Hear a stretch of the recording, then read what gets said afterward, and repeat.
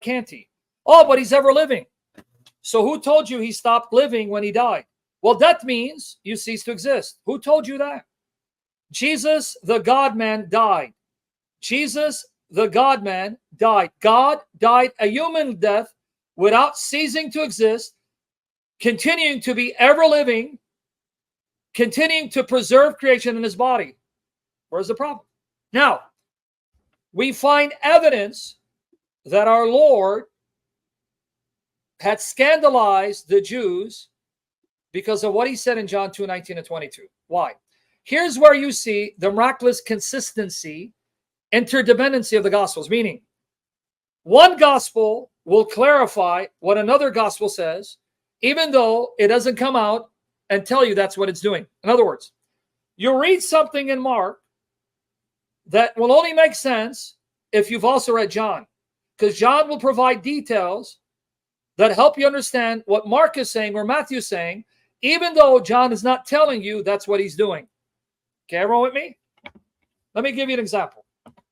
If you just read Matthew and Mark, you're going to find the Jews accusing Jesus of something that if you don't have John, you won't have any clue whether they're lying, that Jesus said something like this, or did he actually say something like this, or are they making it up? What do I mean? Right here.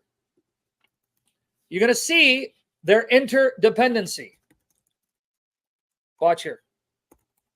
And you're going to see how they conflated the words of the Lord and convoluted his words and garbled it up.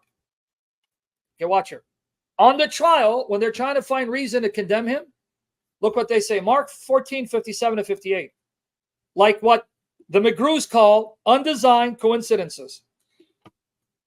And some standing up were giving false testimony against him, saying, we ourselves heard him say, I will destroy the sanctuary made with hands, and in 3 days I will build another made without hands. Notice how they're accusing him. We've heard him say, Jesus, will destroy that temple made by human hands.